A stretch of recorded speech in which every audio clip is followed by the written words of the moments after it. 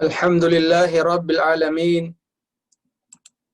Wassalatu wassalamu ala ashrafil anbiya'i wal mursalin.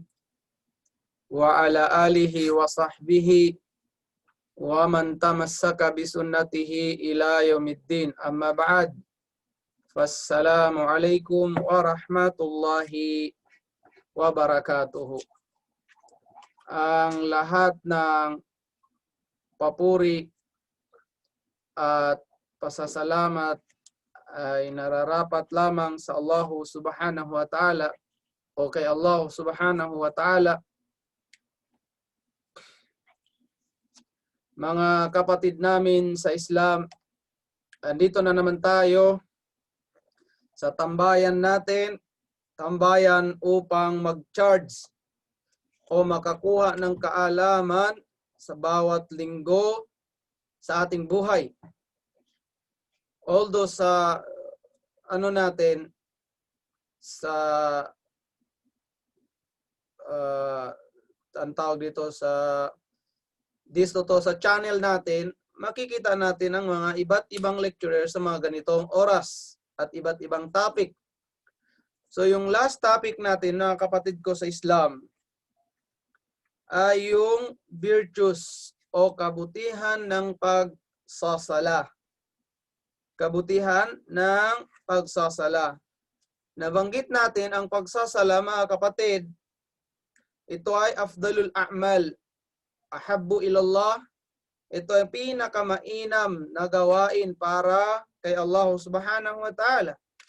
Pangalawa, tatanggapin ang Allah Subhanahu wa Ta'ala ang gawain natin kapag mayroon tayong sala. And then, nakuha din natin magfiratu dzunub, yung papatawarin ng Allah ang mga kasalanan natin. And then, as-salatu nurun, nakuha din natin ang pagsasala, ito ay ang liwanag, ilaw natin. Liwanag dito sa mundong ibabaw, liwanag sa loob ng libingan, liwanag din ito sa araw ng paghuhukom. And then, ang pagsasala rin, mga kapatid, tanha anil fahsya'i wal munkar. Ito yung makakapagpigil sa isang alipin ng Allah para hindi makagawa ng kasalanan, para hindi makagawa ng mga pinagbabawal ng Allah Subhanahu wa Ta'ala dahil sa sala. Kaya mayroong mga ulama natin nagsabi, paano mo malaman na tinanggap ng Allah ang iyong sala? Ang sabi, malalaman mo na tinanggap ng Allah ang iyong pagsasala maliban sa mga requirement niya. Halimbawa, nagawa mo na yung ikhlas, nagawa mo na yung al-mutaba'a. Sabi niya, kapag ang sala na ginagawa mo naging dahilan upang hindi ka gumawa ng mga pinagbabawal ng Allah. So, ibig sabihin daw, yon ay sign na tinanggap o tatanggapin na ng Allah ang iyong pagdarasal. And then, ang taong nagsasala ay makukuha niya ang darajatus siddiqin. Makukuha niya ang posisyon o isa siya sa mga taong mapagmatotoo sa lahat ng bagay. Wasyuhada, isa siya sa mga taong martir sa paningin ng Allah Subhanahu wa Ta'ala. Then, makukuha niya rin ang pagmamahal ng Allah Subhanahu wa Ta'ala. Makukuha niya rin ang kaluguran ng Allah Subhanahu wa Ta'ala. At panghuli, makukuha niya ay ang paraiso ng Allah Subhanahu wa Ta'ala. So, yun ang mga nabanggit natin, mga kabutihan, virtues, kapag tayo ay nagsagawa ng sala. Ngayon, mga kapatid, ang kukunin naman natin yung mga virtues na makukuha natin sa paggawa natin sa mga gawain na ginagawa natin sa loob ng sala. I-summarize natin muna. Ang una, yung pagsabi natin after natin magsabi ng amin. Pangalawa, yung sa sa dua, yung after ng Allahu Akbar. And then meron ka pang sinabi doon, sinasabing du'aul istiftah. Parang opening yun. Opening prayer. Ang ibig sabihin dua, prayer. Ang istiftah, opening. So opening prayer yon. And then magfiratu dzunub. Meron din dito sa loob na ginagawa natin sa loob ng sala, ika-erase ng ating mga kasalanan. Futihat biha abwabus sama. Dito rin sa loob makukuha natin na para bang bubuksan sa atin ang mga pintuan ng kalangitan. Ano kaya yun? Abangan natin. And then, yastajibullahu du'aak. At tatanggapin ng Allah ang dua mo kapag nagawa mo ito sa loob ng sala. And then, makukuha din natin yung mga virtues kapag ikaw nasa ruku' na, yung nakabaw, kapag ikaw ay nasa sujud na, and then, ano pa dito? Ta'zimur Rabb, yung ipagmalaki, pagrespeto, pagmalaki sa Allah subhanahu wa ta'ala. And then, pag-erase ng kasalanan at pagtaas ng ating posisyon sa paningin ng Allah subhanahu wa ta'ala. So, yun ang summarize ng lecture natin sa araw na ito. So, uunahin natin,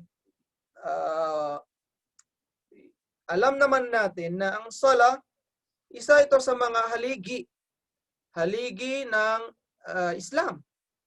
Pangalawang haligi ng Islam. Kaya ang bagong Muslim, kapag siya ay nag-Muslim na, yung binanggit na niya yung ako ay sumasaksi na walang ibang Diyos na dapat sambahin maliban sa Allah subhanahu wa ta'ala, at ako ay sumasaksi na si Propeta Muhammad sallallahu alaihi wasallam ay sugo ng Allah subhanahu wa ta'ala, ibig sabihin Muslim na siya. Ngayon, ang pangalawang dapat gawin ng Muslim na ito ay ang itayo, i-maintain ang pagsasala sa limang beses, pinaka-minimum na yon, 5 beses sa isang araw. Yun yung pagsala mo sa umaga, bago pa sisikat ng ang araw. Pagsala mo ng zuhur, asar, maghrib at saka isya. Minimum yun. Kailangan ng bawat Muslim hindi bababa ang minimum prayer nila sa isang araw ay 5 times a day. Ngayon, alam ba ninyo mga kapatid, yung 5 times na yan is ita-times pa yan ng 10.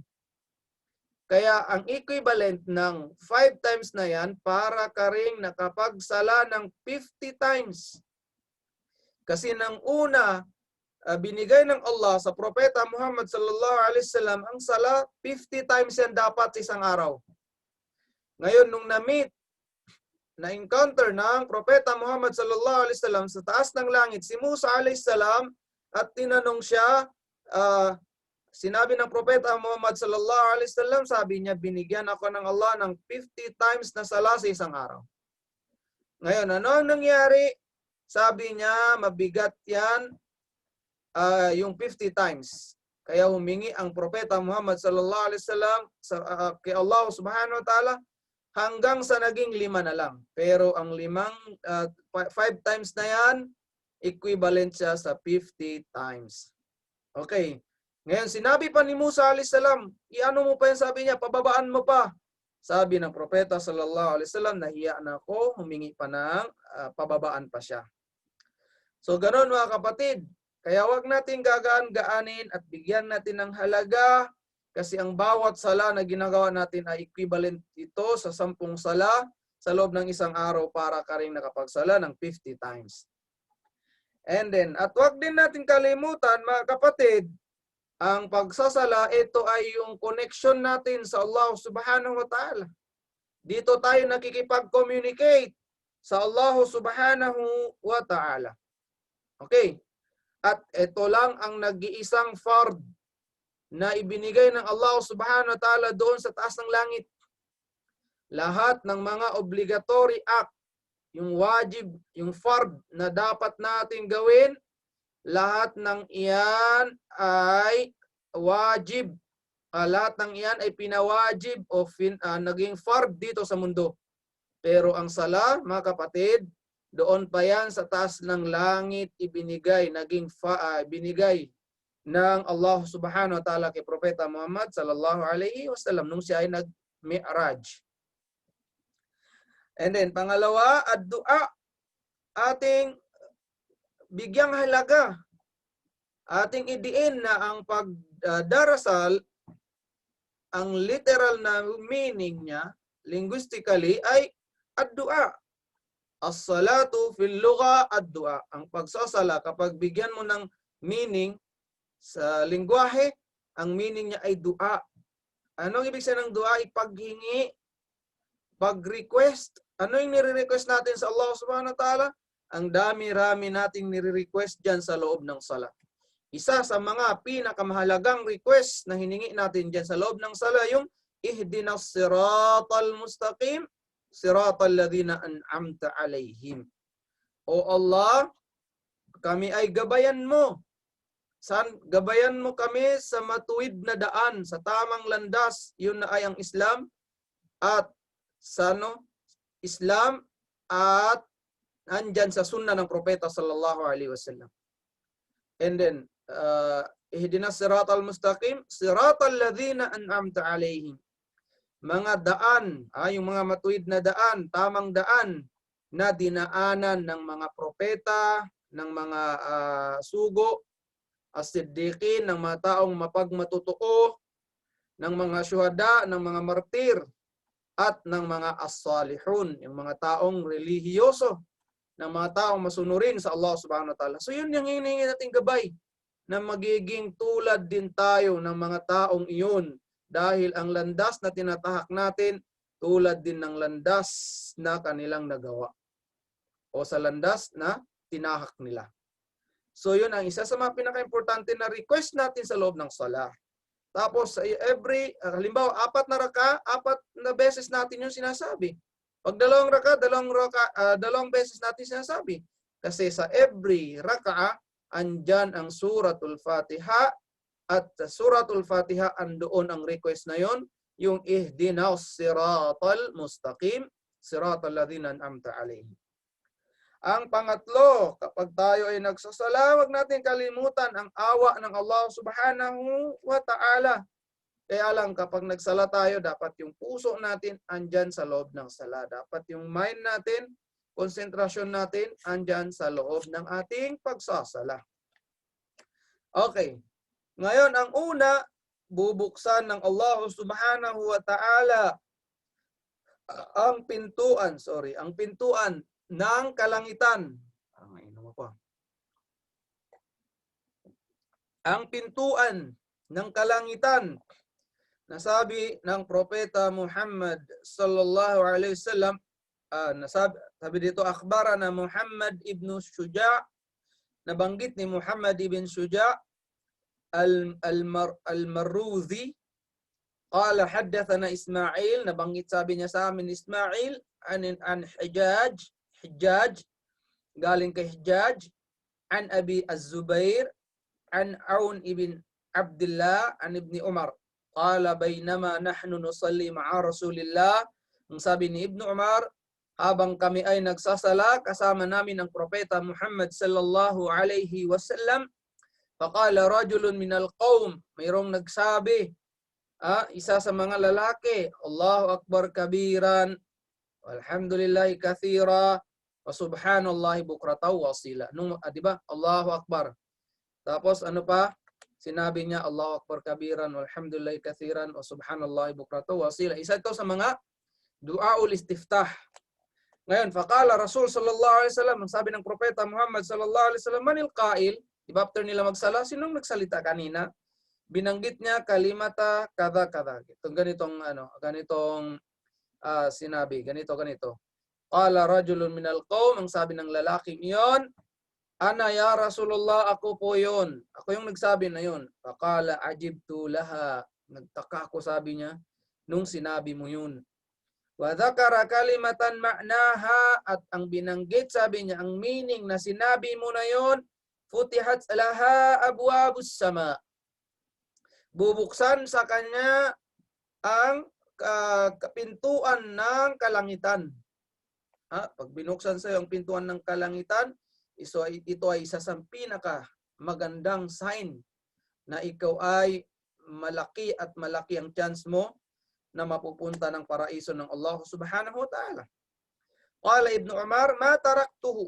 Sabi ni Ibn Umar, Hindi ko na, ano tawag dyan, hindi ko na iniwan nung sinabi ito, simula na nasabi ito ng propeta sallallahu alaihi wasallam, since nasabi ito ng propeta sallallahu alaihi wasallam, every salah binabanggit na ni Ibn Umar, yung after niya magtakbiratul ihram, yung Allahu Akbar kabiran, walhamdulillahi kathiran, wa subhanallahi bukrata wa asila. Ito yung binabanggit niya after niya, di ba, bago ka magsalam, may takbiratul ihram, Allahu Akbar.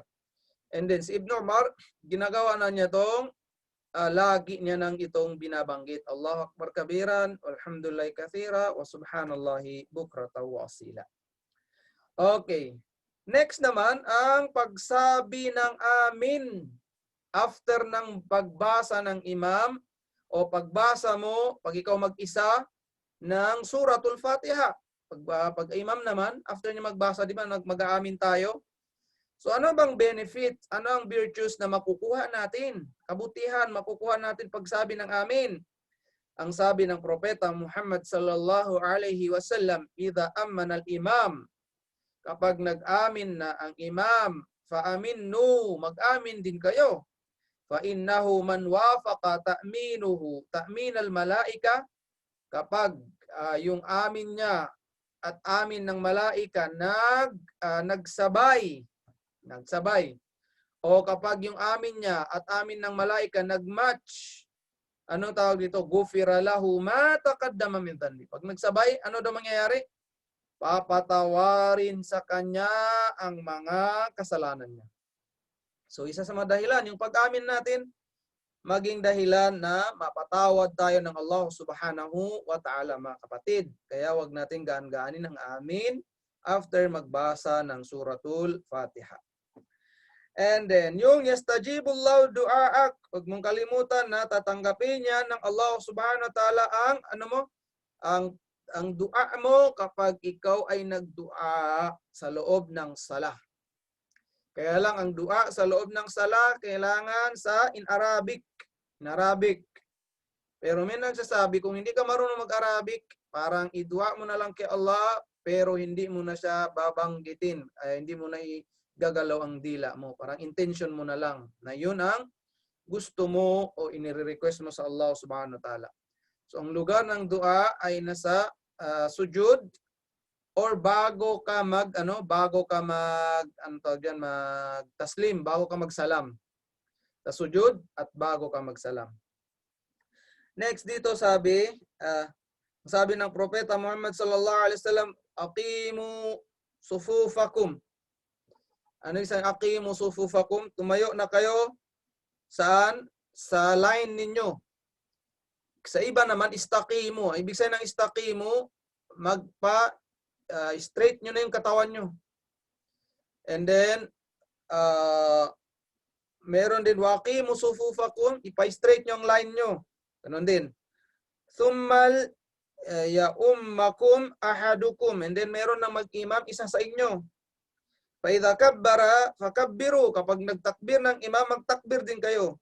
Wa idza qala waladhdallin, kapag nagsabi ang imam ng waladhdallin, faqulu amin, magsabi kayo ng amin. Anong dito? Yujibkumullah, tatanggapin ng Allah subhanahu wa ta'ala ang mga pinagdarasal ninyo. Subhanallah. So pag sinabi natin amin, tatanggapin daw ng Allah subhanahu wa ta'ala ang mga idinua natin sa Kanya. So isa ito sa mga benefit, kabutihan ng pagsabi natin ng amin, at the same time, para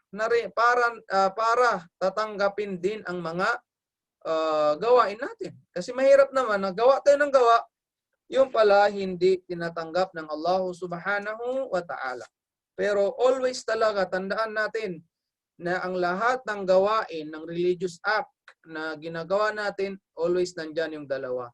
Una, yung ikhlas, para kay Allah subhanahu wa ta'ala yung ginawa mo. Pangalawa, kailangan nakamatch ang paggawa mo ng ibada na yan ay tulad ng paggawa ng propeta sallallahu alaihi wasallam. Next naman, ang ar-ruku'. Ano itong ar-ruku'? Yung pagbow natin. Yung after natin magbasa ng mga any verses sa Quran. Di ba? Fatiha, Amin, tapos magbasa ka ng any verses, and then magsabi ka ng Allahu Akbar, tsaka ka magbabaw. Tandaan natin, ang pagbaw, mga kapatid, hindi ka pwedeng magbaw sa mga nilalang. Sa mga nilikha ng Allah subhanahu wa ta'ala, pwede ka lang magbaw sa nag-iisang lumikha sa iyo. Walang iba kundi ang Allah subhanahu wa ta'ala. Kaya kung ikaw ay karatista, bawal ka magbaw ganyan bago mag-fight. Bago kayo maglaban, di ba magbabaw pa yon? Pinagbabawal yon. Okay, bawal ka rin magbaw sa mga kanino man. Ang pagbabaw natin, ang pagruku' natin, kay Allah subhanahu wa ta'ala lang natin dapat yan ginagawa. So ang sabi ng propeta Muhammad sallallahu alaihi wasallam, fa amma ruku' fa'azzimu fihi ar-rabb. Ang pagruku daw natin yan, pinagmamalaki natin ang Allah subhanahu wa ta'ala. Isa yan sa mga pagmamalaki mo sa Allah subhanahu wa ta'ala. And then, wa amma sujud fajtahidu fi du'a. Pero yung sujud naman, ganito yan. Yung sujud naman, fajtahidu fi du'a. Paramihin nyo ang inyong inihiling. Paramihin nyo ang dua nyo sa sujud. Faman yustajaba lakum, rawahu Muslim. Sabi niya, dito ay tatanggapin ng Allah subhanahu wa ta'ala ang mga dua na hiningi natin. Ibig sabihin ng mga the best lugar pwede na doon tayo magdua. Kasi doon ay tatanggapin ang ating mga dua. Okay, next. So yun ang ano nakuha natin sa ruku ay ang parang pagmamalaki mo sa Allah subhanahu wa ta'ala kapag ikaw ay nagruku. Ang pangalawa naman, yarfa'ullahu darajatan. Iaangat ng Allah ang iyong posisyon. Tataas ang posisyon mo, tataas ang posisyon mo every ruku mo sa paningin ng Allah subhanahu wa ta'ala. Although dito sa mundo, wag mo nang isipin yun. Pero sa paningin ng Allah, mataas ang posisyon mo dahil ikaw ay laging nagruruko sa Kanya. And then, yahuttu anka khati'ah. At babawasan yung mga pagkakamali mo. Bubarahin ng Allah subhanahu wa ta'ala. Sabi ng propeta Muhammad sallallahu alaihi wasallam, innal abda idha qamas lis-salah, kapag ang isang alipin, katotohanan ng isang alipin, kapag siya ay tumayo na para magsala, utiya bidhunubihi kulliha, ilalagay ang kasalanan niya diyan sa leeg niya. And then, lahat daw ng kasalanan ilagay. Pero dito yung mga, sabi ng mga ulama natin, maliliit na kasalanan. Wudi'at ala, tiqay. Anong tiqay? Ano to siya? Yung nasa leeg natin. Dito, ano to dito? Sa likod ng leeg. Ngayon, fakullama raka'a, every daw siya magruko, aw sajada, every siya magsujud, tasaqatat anhu, mahuhulog, mawawala, mabubura ang mga kasalanan na yun. Ulitin ko, kapag tayo ay nagruko, ilalagay ang mga kasalanan natin sa leeg natin, and then, kapag tayo ay, kapag tayo ay nagruko na, mahuhulog ang mga kasalanan na yon, mabubura at mawawala siya. So, yun ang tungkol sa ruko. Sa pagsujud naman, mga kapatid, pagsujud. Ang pagsujud naman ay isa ito sa isa ito sa mga sign na pasasalamat natin sa Allah subhanahu wa ta'ala. Pasasalamat sa biyaya, pasasalamat sa lahat ng binigay niya sa atin. So kapag nagsujud ka, di ba meron pa tayong sinasabing sujudus syukur? Pagsujud bilang pasasalamat, kanino? Sa Allah subhanahu wa ta'ala. Kapag may magandang dumating sa buhay mo, isujud mo agad. Ang tawag doon, sujudus syukur. Bilang pasasalamat sa Allah subhanahu wa ta'ala. Tingnan mo. Ang huling gagawin natin, ang every raka'an natin, ang pinakalas na gawain dyan ay ang sujud. Tatayo, di ba? Tayo muna. Tapos susuko tayo sa Allah subhanahu wa ta'ala. Yun ang una talaga. Allahu Akbar. Sumuko ka na kay Allah. Kasi di ba ang ibig sabihin ng Allahu Akbar? Ang Allah ay pinakadakila, pinakamalaki. Tapos, uh, ibig sabihin nasa loob ka na ng sala. Pero inangat mong kamay mo bilang pag-surrender. Oh Allah, susuko na ako sa iyo. Susundin ko na ang mga gusto mo at lalayo na ako sa mga ipinagbabawal mo. Parang ganon siya. Okay. So parang nanumpa ka na rin na, Ya Allah, ikaw lang talaga. Susundin ko. And then pinagbabawal mo, talagang lalayuan ko na. So yun ang unang ginagawa natin. Tapos, ang end niya ay sujud. Ang end niya ay sujud kasi ang pagsujud natin na yan, isa yan sa mga pinaka-honorable na lugar. Isa yan sa mga pwede natin ipagmalaki. Ano pwede natin ipagmalaki? Kasi si Iblis, hindi, ang problema lang ni Iblis, malakas siya gumawa ng ibada. Masuno rin siya sa Allah subhanahu wa ta'ala. Pero nung inutusan siya ng Allah subhanahu wa ta'ala, sumujud kay Adam alayhis salam. Pero that time kasi pwede pang magsujud. Ang purpose lang ng sujud noon, pagrespeto lang kay Adam. Ngayon, bawal na yun, ha? So, inutusan ng Allah ang mga angels. Lahat sila sumujud kay Adam. Fasajadu. Nagsujud lahat ng angels. Illa Iblis. Except si Iblis lang ayaw magsujud. Ngayon, isa sa mga sign ang tao na hindi nagsusujud sa Allah, ibig sabihin meron siyang takabur. Meron siyang mapagmataas siya. Kasi si Iblis, bakit hindi sumujud kay Adam? Ang sabi niya, ana khairum minhu, ako ay mas mainam kay Adam. Khalaqtani min narin wa khalaqtahu min tin. Nilikha niyo ako galing sa apoy at nilikha mo si Adam galing sa lupa. So ang tingin niya sa sarili niya, porket nilikha siya ng Allah galing sa apoy at si Adam alayhis salam galing sa lupa, ay mas mataas na siya kaysa kay Adam alayhis salam. At isa din yun sa naging dahilan na curse ang Iblis. Nasa loob siya ng lakna ng Allah hanggang sa aabot na lang ang araw, ang end of the world. Nasa loob siya ng curse. Kaya nga sinasabi natin lagi, la'natullahi alayh. Nasa loob siya ng lakna. Ibig sabihin ng lakna, malayo na at walang chance na makakamit pa niya ang awa ng Allah subhanahu wa ta'ala. Wala nang chance. Okay, so yun ang konting story about kay Adam at saka Iblis. So ang pagsujud, mga kapatid, isa sa mga honorable na lugar o position natin. Pinakamainam na position ng isang alipin sa pagsamba sa Allah subhanahu wa ta'ala, yung habang siya ay nakasujud. Habang yung kanyang ulo ay nasa loob na, nasa baba, sa ground. Anong tawag dito? Kasi para mo ring sinasabi na, Ya Allah, ikaw na bahala sa akin. Parang ganun. Ikaw na sumusunod ako sa lahat ng pinapagawa mo. At nagpapa-assign yun na tayo ay isa kang humble. Humble na alipin ng Allah subhanahu wa ta'ala. Saka sa mga humble na alipin ng Allah subhanahu wa ta'ala. Ngayon, ang sabi ng Propeta Muhammad sallallahu alaihi wasallam, sabi, qala Rasulullah sallallahu alaihi wasallam, alayka bi kathrati sujud. Sabi niya, paramihin mo ang pagsujud. Yung alam niyo naman kung anong sujud. Pag prostrate, sabi ng iba, sabi na, basta yun na yun, sujud. Fa innaka lan tasjuda lillahi sajdatan illa rafa'aka Allahu biha darajatan. Wala kang ginawang sujud. Kapag ikaw ay naggawa ng sujud, isang sujud, walang ibang reward ibibigay sa iyo ng Allah. Isa sa mga reward na ibibigay sa iyo ng Allah, itataas ng Allah ang posisyon mo. Itataas ng Allah ang posisyon mo.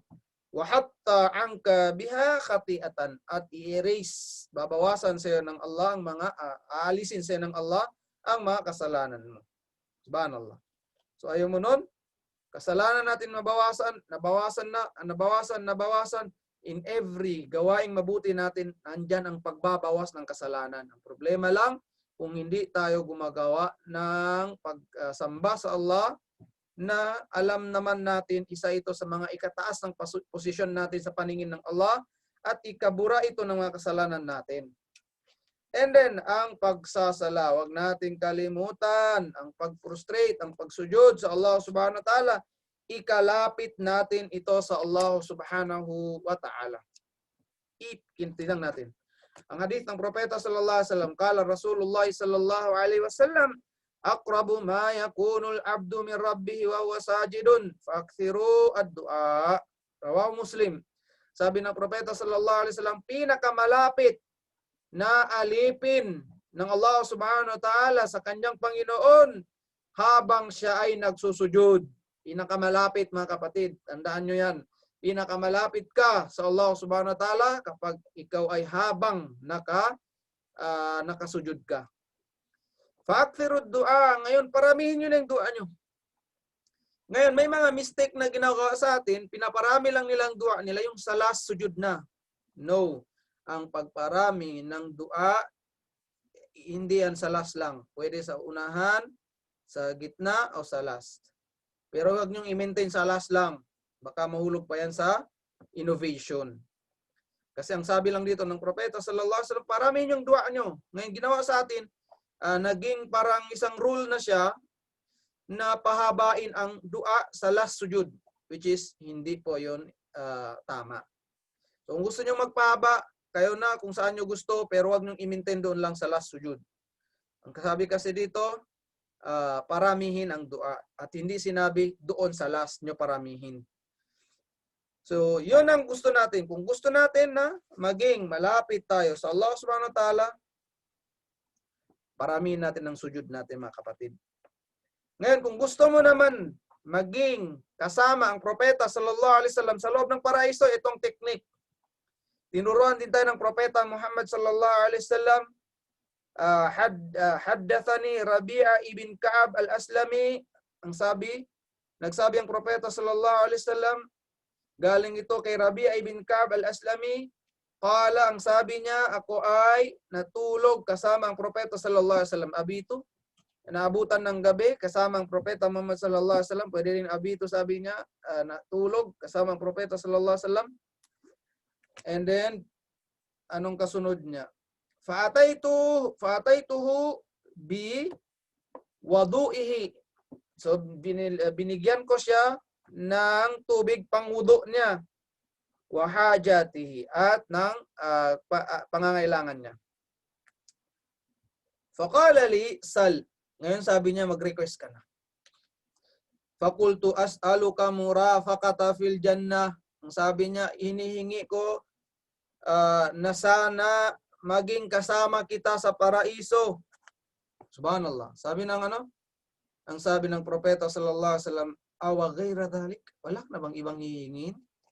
Kultu huwa dhalik. Yun lang po. Yun lang talaga. Yun lang sabi niya. Faqala fa'inni ala nafsika bi kathrati sujud. Ngayon sabi niya, kung gusto mo akong makasama sa loob ng paraiso, paramihin mo lang ang pagsujud mo. Makakasama mo ako sa paraiso. Subhanallah. So, ang taong maraming o laging nagsusujud sa Allah subhanahu wa ta'ala, makakasama niya ang Propeta Muhammad sallallahu alaihi wasallam. And then, nandito pa, papalayuin siya ng Allah subhanahu wa ta'ala. Papalayuin siya ng Allah subhanahu wa ta'ala sa impyerno. Sabi ng, dito na. Qala Rasulullah sallallahu alaihi wasallam, sabi ng Propeta Muhammad sallallahu alaihi wasallam, fa'akunu awwala man yujiz. Ako ang unang babangon sa araw ng hukom. Dito pala, ako ang unang makakatawid sa sirat, sa bridge, papuntang paraiso. Ang Propeta Muhammad sallallahu alaihi wasallam ang unang tatawid. And then, ano pang sabi niya? فَإِذَا faragha Allah azza wa jalla min al-qada, pag natapos ng Propeta sallallahu alaihi wasallam i-judge, ibig sabihin nabigyan niya na ng hukom yung makapunta ng paraiso, yung papuntang impyerno, papunta ng impyerno, bayna khalqihi sa mga nilalang niya, pagkatapos na ng Allah i-judge, parang magbigay ng rule sa mga nilalang, sa mga nilikha niya.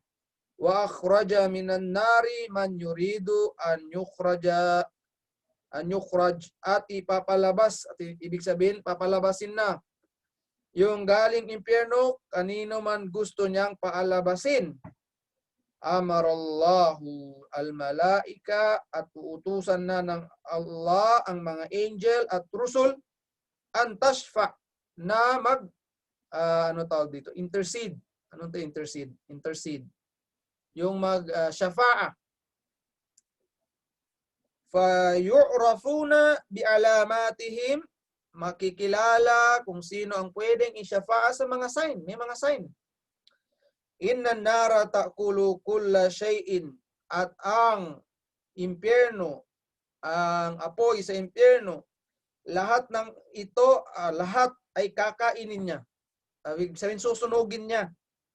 Min bani Adam, sa katawan ng anak ni Adam, illa mawdi'as sujud, ang hindi lang kakainin ng apoy yung lugar kung saan siya nagsusujud.